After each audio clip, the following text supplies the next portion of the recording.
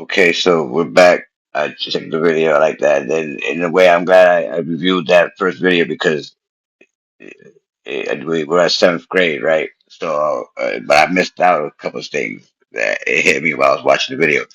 But yeah, there was a reason also why my mom decided for me to go back to Puerto Rico because my mom, my real mom, was clean and she was pregnant with my two twin sisters, identical. So and she wanted me to be with my mom because I'd never been around her.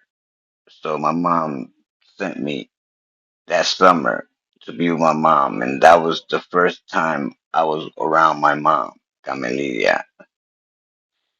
Plus, she gave birth to my two sisters that were identical twins because I have dos remolinos in the back of the thing. They always said that I was gonna have twins. Somebody's gonna have twins. Nigga, they said that way before my sisters came out, and they did. It was twins, identical twins. Marilyn Janet and Marilyn Janet, which my mom named them because of my mom that raised me, Marilyn. Um, but that was the year that I finally got to meet my real mom and realize why I'm the way I am because I see it, I saw it in her. You know what I'm saying? So yeah, my mom sent me to PR in seventh grade. I'm mad because that was the first year I was supposed to play ball at Southern, and now I don't know what's gonna happen. I don't know if I'm coming back or not like that. But for now, I gotta deal with Puerto Rican schools, and not just any Puerto Rican school. We talk about Cataño, Puerto Rico, o no sé, Caballera, nigga. Esos son los de Juana Mato y los de Amelia, we- nigga. The ghetto of the ghetto, nigga. Schools. So y soy prepa. Los que no saben lo que es prepa es que soy nueva de esa escuela. So, siempre hay, todas las escuelas en Puerto Rico tienen, cuando tú eres prepa, tienen una tradición. Algunos te dan huevazos, te ponen una P en la frente de prepa, pero en Cataño, como estamos al lado de la playa, te entran a huevazos, te quitan te cogen, te llevan para el Bugalú, donde está el de eso para el mar, te cogen y te tiran para el mar. Esa es that's the ritual. That's the ritual. Nigga, that's the ritual. That's the ritual for that school, nigga. Esta es la tradición de allá, te tiran al agua, te ahogas y te tiran al agua, al bugalú. Este, yeah, este, pues hago séptimo grado allá, y eso fue el mejor año de mi vida con mi mamá, con Carmen Lidia, yo me recuerdo, mis hermanas, tenía dos hermanas. Estaba celoso porque yo era el único hijo por un tiempo a fuego, no recuerdo, estoy en séptimo grado. So, yo soy bastante mayor que ellos, yo tengo como 13 años ahora, cuando ellos nacieron. So, pero ese fue el mismo año donde también se me murió una. Y ese fue el mismo año donde yo supe la verdad también de mi madre. Y, y la verdad era que mi mamá tenía sida. Y, y cuando ella le dio luz a las hermanas mías gemelas, pues parece que una de las, porque eran idénticas, loco, idénticas. Parece que una murió por la otra, que una tenía el virus y la otra no, la que está viva hoy. Mi hermana Marilyn Janet, te quiero mucho, mamita. Sí, y para que veas cómo yo soy, how ingrained yo estoy en Cataño, que cuando murió mi hermanita, nosotros la velamos en Juanamato. Y recuérdate, un bebé. So the casket era como like I don't know, like not like this big, like que yo podía cargarlo solo, pero era yo el primo mío. Hay un retrato donde yo el primo mío estamos en la tercera entrada donde dice bienvenido Juan Amato y tú ves los gantes tirando tiros en el aire en la esquina ahí. Cuando llegamos nosotros, hay un retrato de yo y mi hermano así y los gantes tirando tiros en el aire, porque así que te respetan en Juan Amato. Respetaban a mi hermana. So, mi hermana murió. Yo yo vi a mi mamá sufrir de una manera donde no puedo creer que ella sufrió tanto así, Parece que mi mamá estaba usando droga otra vez, porque ese fue el año también donde mi mamá estaba comiéndose una manzana y se le cayó el diente, bro, estaba empetado en la manzana, yo me recuerdo, y se lo pegó con Crazy Glue, esta droga, y true story, se lo pegó con Crazy Glue, y decía, mira, mira, yo tengo, y mami, ¿cómo no tiene el diente? Yeah, nigga, se lo pegó con Crazy Glue, so, so, pues, en la mitad del año, yo ya estoy acostumbrado, estoy metido, estoy en set, también ya estoy, ya estoy acostumbrado, me gusta, no quiero irme para ningún lado, estoy bien, estoy con mi mamá, y de la nada, en la mitad del séptimo grado, mi abuela me dice, José Junior, te tienes que ir para Estados Unidos con Marlene. Y yo, pero ¿por qué? Porque tu mamá está usando droga y no queremos que algo te pase a ti, eso te vamos a mandar para atrás. So, ya que me acostumbré a mi mamá, que por fin le dije mami, que yo no decía mami, y me van a quitar a mi mamá otra vez. Esto me mandaron. Ya es tarde, pasó el baloncesto todo en séptimo grado, y pasó de. Entonces tengo que esperar hasta octavo to show my skills de baloncesto, right? Llega octavo. This is big. Esta era la parte big. So, estamos en octavo. School empezó y los coaches están mirando a ver quiénes son los que están en la escuela, a ver quién es que va a jugar baloncesto y they used to pass by me. No sabían que yo jugaba. Yo decía a Mr. Henninger, I'm the one that's going to play ball. He was like, yeah, okay, Jose, because he knew me from sixth grade. Remember, I did sixth grade in Southern. He was sixth Army. So,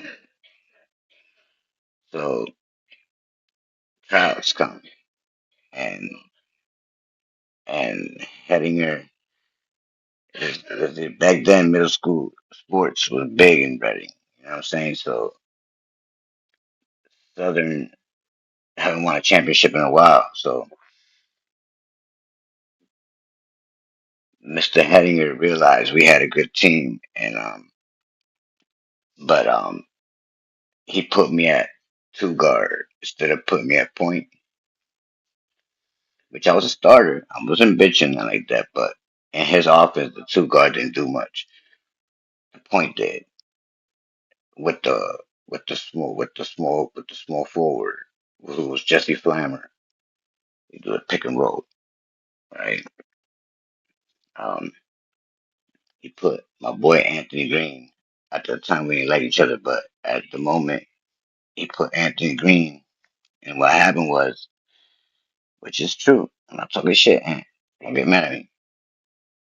Our first game was against Southwest, and there was a kid named Jared Mingia who used to play over there, which I knew from Rising Sundays, and I knew he would cook Anthony. Anthony says at the point he had a guard on mine, dude. He even talked shit to you. He was like, Jose, you better put you on me because if this nigga guard me, I'm gonna go off. And I said, oh man, I don't know, man. Which he did. He went off. And yeah, and we lost. Like our season started off in a bad foot, and just because Mr. Henninger made the mistake of putting this nigga a point instead of me, you know what I'm saying? which I deserved. But but then the next game put me at point, and we're rolling. Now we winning games and stuff like that. You know what I mean? Now we cooking. Now we winning games, nigga. But you ain't nobody until you beat Northwest at that time. Northwest was where the ballers were at, the black kids, the ballers. You know what I mean? Like the ones I used to play against when I was in Rising Suns, they knew me already, nigga. So they knew I could ball. So they knew that was a problem. I knew they were a problem. You know what I mean? Because the best ballers are black. That's that's proven. So yeah. First game against Northwest, they slept on me because they didn't know who I was. Nigga, I cooked them in Northwest. Second game, my boy Jeremiah Tisdale guarded me, and he was like, and nigga shut me down for like 3 quarters, bro. But then we pulled it out in the fourth, and we won again. We lose to, I don't even want to say the team name, man, but we lose to a flunky team. So that ties us with Southwest because they beat us once. And it was since we beat Northwest twice, and their first beat themselves. But basically, we were tied for first place with Southwest, so we had to play the championship game against Southwest. Now, in Rising Sun, Jared Media took the championship from me. Yeah, and fucking Jared Media took the championship from me. So I had like get back at the championship game in middle school because he was the best at Southwest and I was the best at Southern. So I wanted to get some get back for Rising Sun. And so um, so we played the championship game, and also the coach said that it's not like leave your uniform, nigga, and I lose my uniform and everything. Yo, coach was tight. I didn't have my glasses. Yo, everything that could go wrong in the championship game went wrong, my nigga. But the only thing that saved me that day was that my practice jersey was the same number as the game jersey, and you can't tell the difference from a practice and a normal because they were the same basically. So thank God I picked the same number for the practice and the game jersey number, 33. Damn, I needed some shorts. Yeah, the ones that don't play, I'm like, nigga, give me your shirt. You don't play, nigga. Put that shorts on. But I have glasses. They thought they were gonna cook us, right? And we win the championship game, right? I got get back on Jared. I remember that. I'll never forget it. He cried just like I cried when I lost against him, which I felt bad because I like Jared. I mean, yeah, I thought it was gonna be sweet, but when I saw him, I reminded me when I lost, so it really didn't feel that great. I ain't gonna lie, it felt great, but didn't feel that great though afterwards. But anyhow, fucking, just I'm saying that because I had a great basketball year. So Mr. Hedinger put us in this basketball camp called Keystone State #1 Invitational. It was held in Gettysburg in 1994 or 95, one of those 2 years. It was held in Gettysburg. I think it's 95.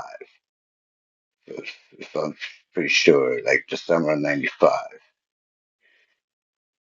Well, we go to Gettysburg, but my mom, we were poor, dog, so my mom can't afford to pay for the basketball camp. So you had to pay to go to the basketball camp, right? Can afford it. Now, the other two that was picked was Jesse Flammer and Anthony Green was my teammates, and they going, and I'm the only one that's not gonna go because I don't financially it's not in the cards, right? So I go to the principal of Southern. His name was Mr. Jamila. I'll never forget him. And I pleaded, I said, Mr. Jamila, look, I want to go to this basketball camp, but I can't afford it. My mom, we're poor, you know what I'm saying? Like, we can't afford it, but I really want to go to this basketball camp. Can you help me? You know, I'm good at basketball. I won a championship for the school. And I said, and I told him, I swear to you, if I win anything in that camp, that I was going to bring the trophies home to Southern and I was going to give it to Southern. I told him that. I promised that. And now, sorry, promised him that I was gonna bring him all the everything that I would if I want anything in that basketball camp that I was gonna bring back to Southern because they paid for me to go to Gettysburg, right? They paid for me to go to Gettysburg. So that's my way of saying thank you to Southern, right, Mr. Jamila? And they did.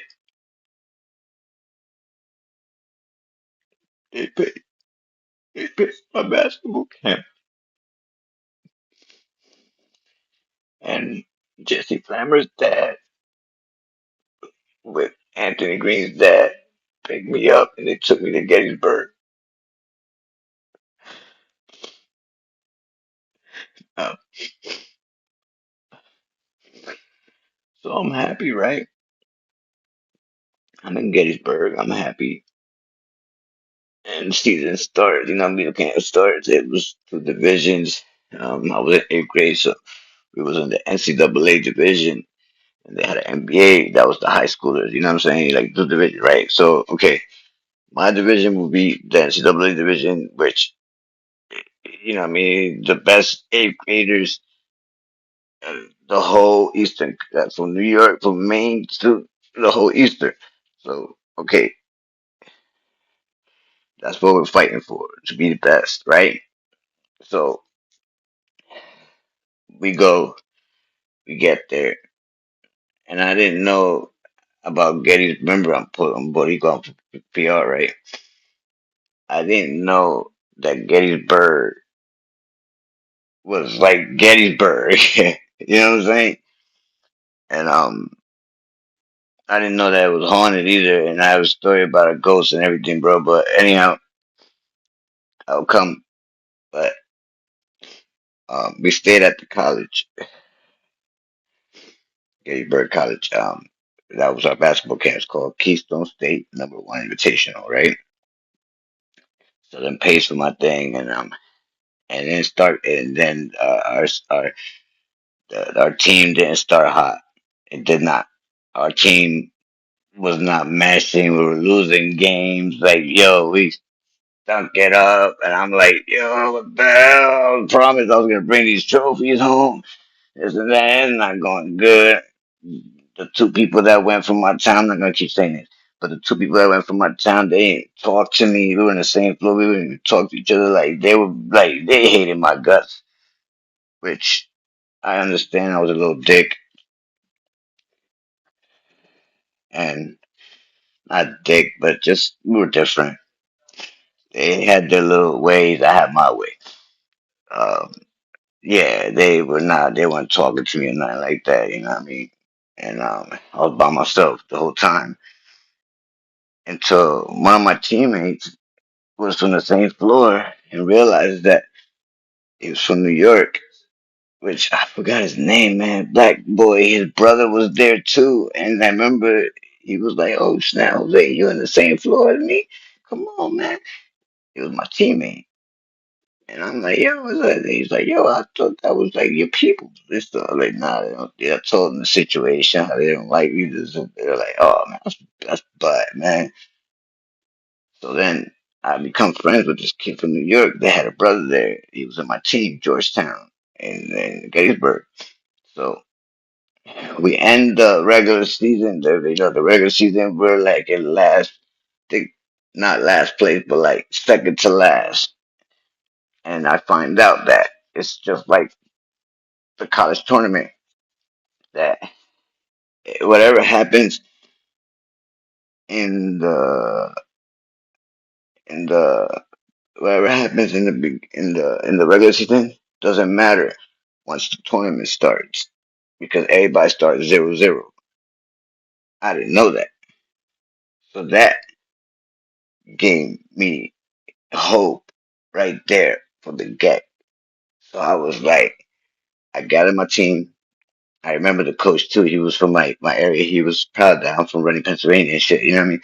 But anyhow, I gathered my team and my boy in New York and everything else. He was on my team. I said, "Look, guys, straight up. This is what I said to them. I said, yo, look, guys, look, we start fresh.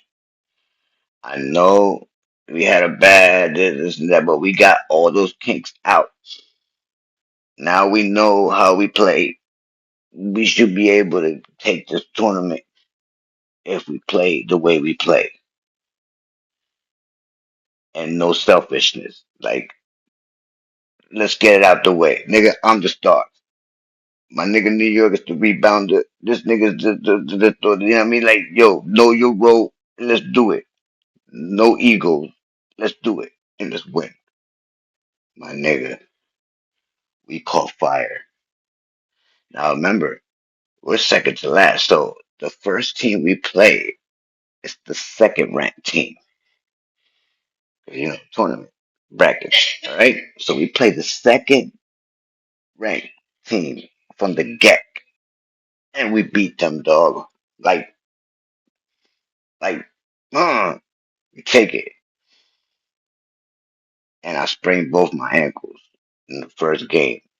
I sprained both my ankles, my nigga, and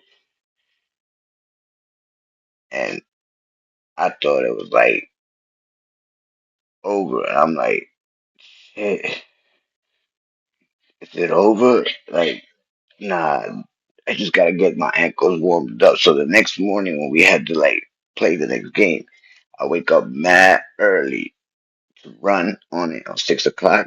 So my ankles get warm and then you don't feel it. Once your ankles are warm, you don't feel pain. So I'm running and that's when I see my first ghost, my nigga. I'm running, right? All right, Gettysburg College. You go in, right? There's dorms and the cafeteria's right here, and there's dorms on this side, right? So I'm running, right?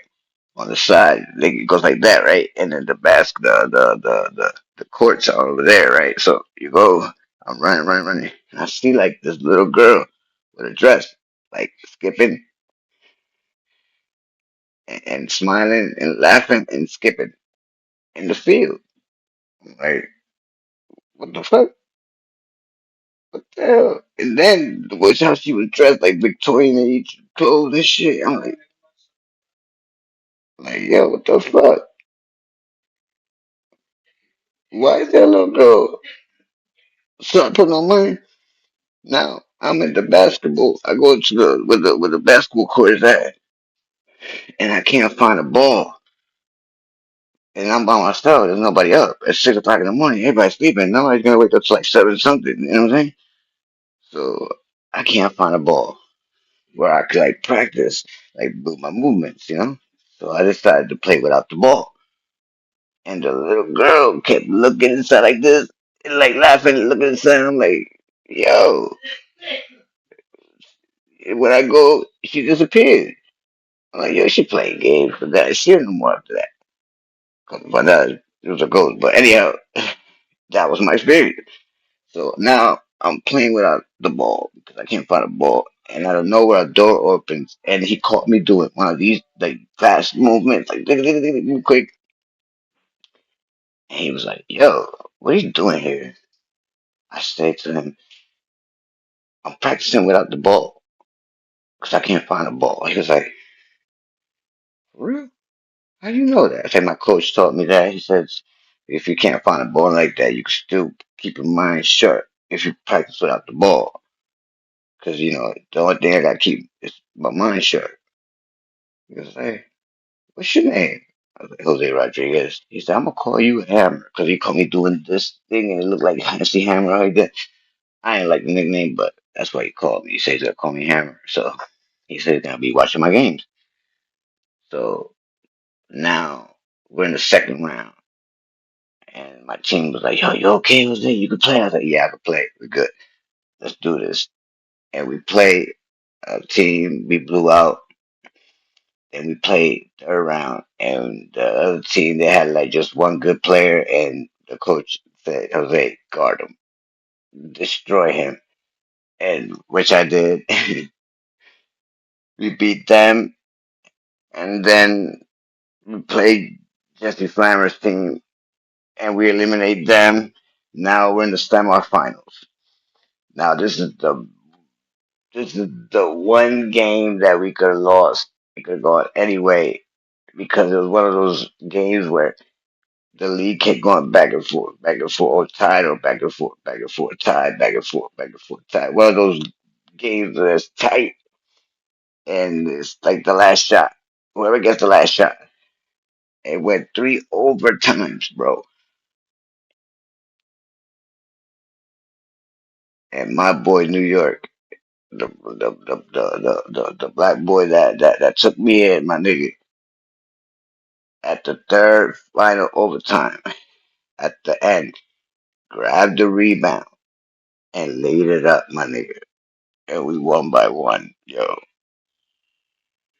Now we're in the championship game. There was no way. I told New York, I said, there's no way I'm losing this game. The championship game, dog. There's no way I'm losing that game, nigga. We're the Cinderella team, nigga. And we rocked them. We won the championship. We won it all. Nigga, I'm happy. I'm gonna bring my promise to Southern. Nigga, we're waiting. Parents come to check their children. And Anthony Green told me this part that I didn't know. The dads came and they asked, so what's up? What you guys do? And Anthony said, well, I made the All Star team. Oh, great, man. What about you, Jesse? Nah, I didn't make the All Star team. No? Okay, that's cool, that's cool. So, what about Jose? Jose? Jose made the All Star team too. He won the whole tournament. Like, he won the whole tournament. Like, Jose's number one point guard in the East right now. They were like, no, yeah, right. They're like, nah, yeah. So Anthony Green's dad comes over like, Jose, I heard you, that you won the whole tournament. Is that true? I said, yeah, yeah, I did. So after the All Star game, I'm gonna wait for the award ceremony so I can get my trophies and stuff like that and take my picture in the Mr. Basketball joint. You know what I'm saying? You know what I mean? It's supposed to be. You know what I'm saying? So you know what I mean? That's gonna put me officially like number one point guard for my age level. You know what I'm saying? All that shit, nigga. Best point guard, my NCAA division, nigga. I won a champ. I won it all, nigga. I'm the star player. So nigga, it was supposed to be like the best time of my life, my nigga. We did the All Star game, and now we're waiting for the award ceremony, right? So I can get my trophies and all that stuff, right?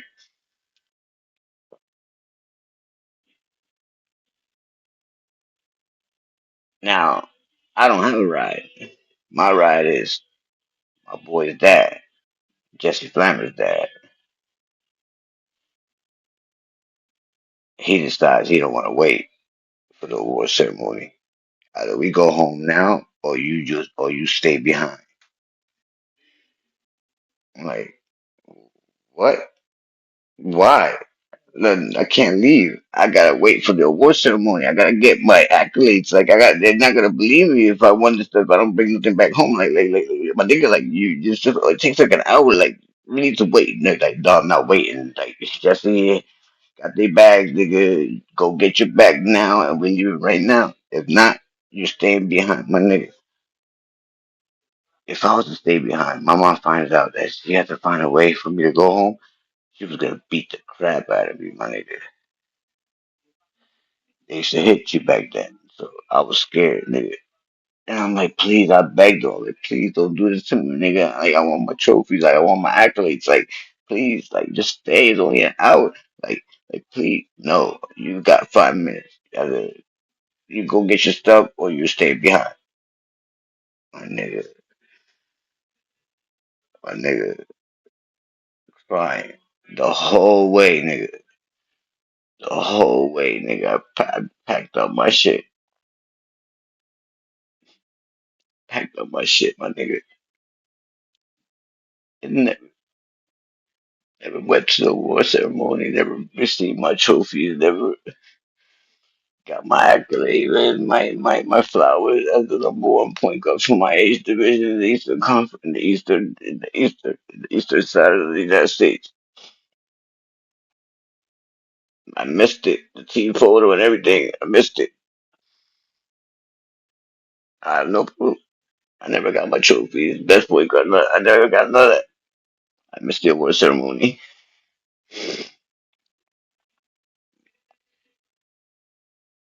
And what hurt the most was I couldn't bring the trophies back to Southern. Even though I was supposed to. Still hurts me to this day, bro. Because I paid for my way and I promised and I achieved it. And I never, it should have been right there next to our basketball winning season with our signatures. It should be two more, two more trophies there: the championship trophy and the best point guard award.